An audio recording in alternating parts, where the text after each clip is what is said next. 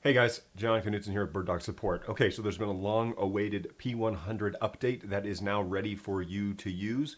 We have rushed it through as fast as we can. We've run our tests. There's a couple of things that you need to know about though with this update, and so this video is going to walk you through the complete setup for everything you need to do to get this camera up and running and working consistently for you. It addresses a lot of tickets that we have in. I'm going to be addressing those individually, sending out this process to each person. But if you're coming along here in the knowledge database, or if you find this out on social media or something like that, this process is for the P100. It's a major baseboard update, and it coincides with an update that's going on with BirdDog, the NDI chip inside. All right, so the first thing we're going to do is we're going to go to a link which is available in this description of this YouTube video, along with it's also available on our knowledge database. So if for some reason the link isn't working there, go to our knowledge, to bird-dog.tv, go over to support and click knowledge database. And in there, under the P100 section, you will see, the major P100 baseboard update procedure. And that's where this video will be embedded, along with a few other places. So we're going to go over there. There is a download file in those places that will give you a folder which is called P100 Update. And so I'm going to jump over here to my desktop and show you all of this. It will be called P100 Update June 2020, and that is when we got this update up and running. Download this folder, and inside that folder you're going to see 4 different files.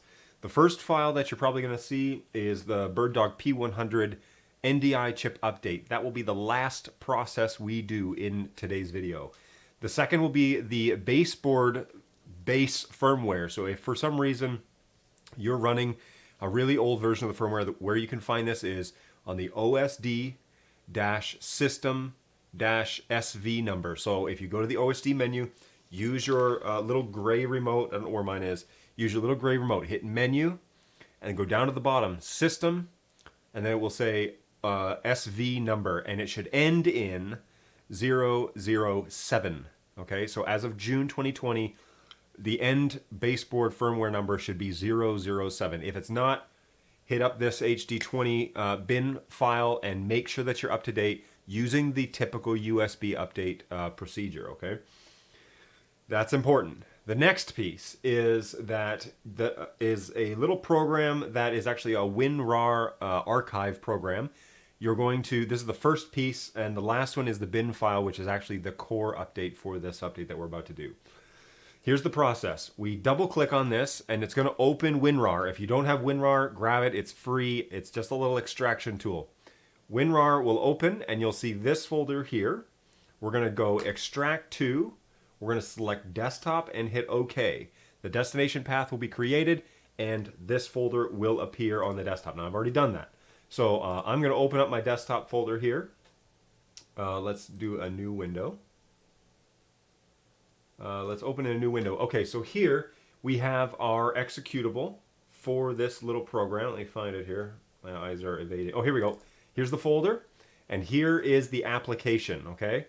Load firmware USB mass storage -V208. Now, take your P100 and attach it to your computer like a webcam with a USB-A to USB-B cable. So it's a flat rectangle to a square cable. Plug that in. It doesn't have to be 3.0. It just needs to be a USB-A to USB-B cable. Plug it into a USB port on your computer that you're doing this update. The computer, Windows 10, will recognize, this needs to be a Windows 10 operation by the way, will recognize that that a USB device has been plugged into the computer and will get the drivers corrected so that you can use it as a webcam on this machine. When Windows notifies you that it's up and running, that's good news. Now we double click on our application and it will open this little program. Now you'll notice this little program is in another language. And so I'm going to explain this to you just because we rushed this out. We didn't go back to the original person who created this program and have them make an English version. We just wanted this in your hands as quick as possible. So this video will help you understand what this is. This is the camera, the selected NDI camera. We're going to drop down and click on the BirdDog camera, which in this case is UVC camera yada, yada, yada. The other ones, this is a new tech plugin, and this is my webcam that is being used with OBS. So this is the BirdDog camera, and if you click on the correct camera, you're going to see version. It will likely say 1.0.0, and it will probably say time like 2015 or something crazy old. Okay, that's how you know you have the correct camera, if it spits back the correct information. If you click on the wrong camera, you're going to get something that looks like this.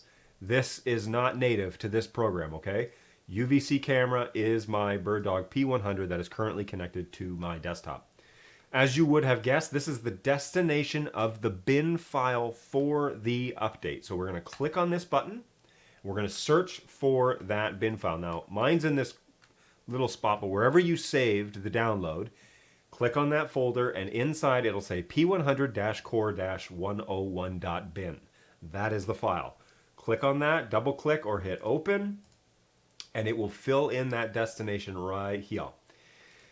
Make sure this is it. Then this, as you can guess, is a progress bar, and this is the big go button. We are going to hit go and watch it do its thing. You're going to see the USB drive for the camera open. That's totally fine, and actually at this stage of the game, you can close that. All that's happened here is the UVC has been changed to UMS, which means that it's changed to a storage device, and now this little program is rewriting the base firmware for this camera, okay? This progress bar is going to take a couple of minutes, so we're going to let it work, and we're going to talk about the next step. The next step for this is making sure that your P100 is up to date to 3.2.5. That update is in this download. It will also be made available online very shortly. Grab this download. That download will be inside that folder. 3.2.5 is the corresponding firmware from BirdDog that works with this baseboard update. So it helps with a bunch of the issues that we had going on, and it makes sure that it's operating correctly. I have been testing this camera for a couple of days now based on this update, and I can confirm that it is working correctly. So some of the errors happen long over time, which has been the real issue for us trying to turn around this firmware, is because it takes a long time for us to test some of the issues, like a failover that happens after 70 plus hours of operation. And so in order for us to confirm that the changes we make fix the problem, we have to wait 3 days to confirm. So that has been really the primary issue with all of that going on. So we let the little program run, and then once this is done, it's actually going to reboot the camera. If you have your sound on, Windows is going to play the little disconnect, reconnect tune, because the USB, the actual baseboard, is going to restart during this process, and you will be able to see that. It will actually tell you that here, right around 95, 96%, it will tell you that there is a reboot going on. Now, I've already done this update once, and so this is going quite quickly. I also have a fairly fast server that I'm running all of this stuff on, and so this process, the time allotted, might vary based on your processing power and what state your P100 is in. But this is the way to get the camera to function as you expect it to function, like all of our BirdDog cameras. So run this process, run this little program, and then we'll be able to get it up to date. So the next thing I'm going to do is I'm going to wait for my camera to come back online. Remember, if I don't know my camera's IP address, I can open Studio Monitor and right-click and select the camera, and it will give me this little gearbox here, down here in the bottom corner. If I click on that, that's actually going to open the web page for that camera. So here it opened it. I have Chrome open on a third monitor. It opened it there because that's my default. We also advise using Chrome when interacting with the web UI because there's some things that just seem to behave correctly here and not in Safari or Firefox or Internet Explorer if for some reason you're using that terrible browser. But here we go. We're going to type in our super secret password. Now, I'm not 100% sure whether or not this process has gone past the reboot. Oh, there it is right now. So the board is rebooting. So the next piece we want to go to is System Update. We want to choose the file, and we want to go back to that folder that we had, our P100 Update June 2020. And we want to select 325, okay? BirdDog underscore P100 underscore 3.2.5.firmware. That is the correct file to then update this camera to. Dump it in there. It should be a .fw file. and then hit update. The camera will reboot after this process is completed. Oh, check it out. We're done. Success took 13 minutes, or 13 minutes. Oh no, that's the time. 1:36. So the whole process for me took 4 minutes, 4.5 minutes, not even 4 minutes. So once the process is done, you get the info okay. We hit close and we can close this out.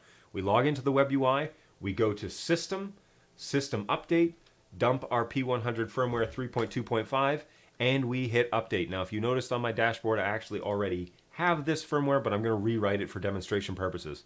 This process also takes about 2 minutes to do. It's really important that you don't disconnect the camera. This is now talking over the IP, over the NDI connection. It's not talking over the USB, but it's talking over the IP connection of the camera. So this is actually, you can tell that because I have my IP address plugged in here at 77.19. Congratulations, your firmware is now up to date. Your device is rebooting. After it reboots, simply refresh this browser and log back in. So I can click on dashboard. It's probably going to cancel out because the actual reboot process takes about 30 seconds. So it's probably going to, my computer's probably going to request for the feedback way faster than the camera is going to be able to do it. But then when the camera does come back, this is expected. When the camera comes back online, refresh, check it out. There it is. Okay, now, like all technology devices, it is highly advised, it is not a part of the actual process, but it is highly advised that you physically power off and power on the device to make sure that the product works. So I'm in real time. That's the whole point of this video. We're up to 12 minutes here. In real time, I'm going to do that. So give me 2 seconds. I'm going to disconnect the PoE power on my P100 and plug it back in. All right, now you will notice this website is no longer active. I can't get to it because it is not plugged in. If I open Studio Monitor and I try to get to PTZ Camera, it doesn't do it. There is no NDI signal there right now. However, it is rebooting. Promise you this is all real time. I'm not editing anything, although I'm talking way faster than I normally ever do. I want you to see the actual process from start to finish. It should take you less than 15-20 minutes to do.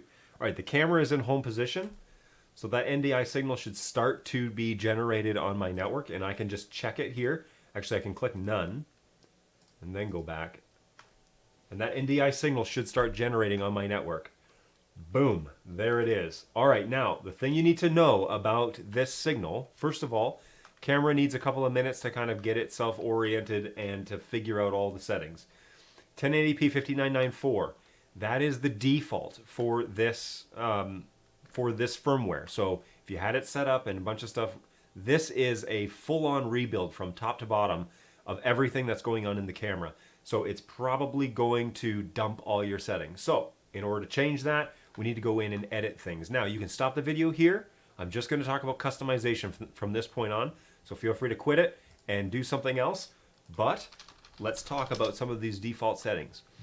In here, to change the NDI video format, AV setup, right here, NDI video selection under the NDI audio video setup. And I'm going to change it to 1080p 60 because that's the nicest picture that the P100 will do. Go back to the dashboard, wait for this to refresh. It's going to take a minute or so to actually change over.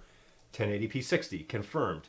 Now we go back to Studio, and up here on a Windows machine, 1080p 60 is what is being generated. Now, it's having trouble focusing because I'm so stinking close, but I can control this camera, zoom it in a bit, there, that's a little bit better.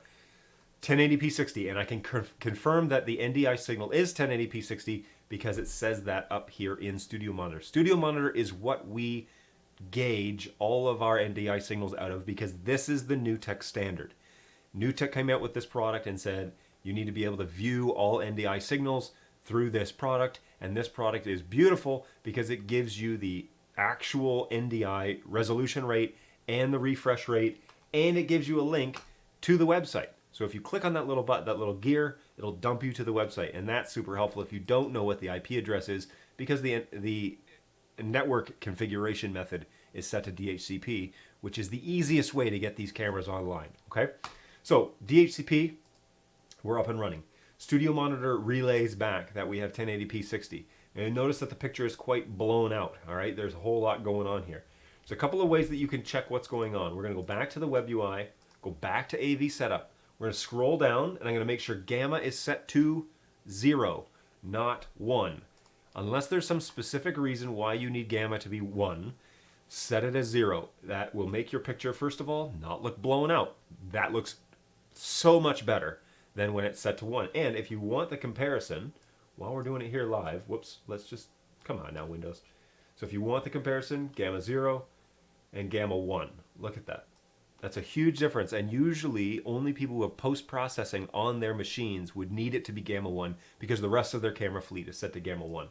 But just straight out of the gates, gamma 0 is probably going to give you better depth of field, better skin tones, better coloration, better blacks, all that sort of thing. Now remember, this is the entry-level P100 web camera, okay, that has NDI built into it. So there are limitations, but for the best picture, we recommend gamma 0. Also, the contrast is set to 15. That's no good. Change it to about like 8 or something like that. It makes the picture a little bit more flat and gives you a lot more room in editing. So that's super helpful. Sharpness should not be set to 10. Sharpness, I find, is a personal preference, but needs to be somewhere around the 4 realm, and the noise reduction needs to be around 1.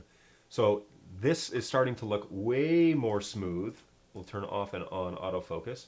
Starting to look a lot more smooth, not noisy at all. It's quieted down a fair bit, and for a webcam, that's pretty remarkable. So that is what we recommend there. Let's pop this over one more time. Top to bottom, let's increase our bandwidth to 180 because you're buying full NDI cameras. There's no reason for you to bottleneck this for any sort of reason, unless specifically instructed to do so. Full auto white balance. Sharpness set to 4, noise reduction set to 1, gamma set to 0, contrast set to 8. That, for me, is kind of where I baseline this camera. And then from there, I provide additional editing or additional adjustments based on your personal subjective preferences. So if you're just going for a flat picture that you want to bring into a system and be able to manipulate, this is probably a good place to start, and then apply your own preferences beyond that. Okay.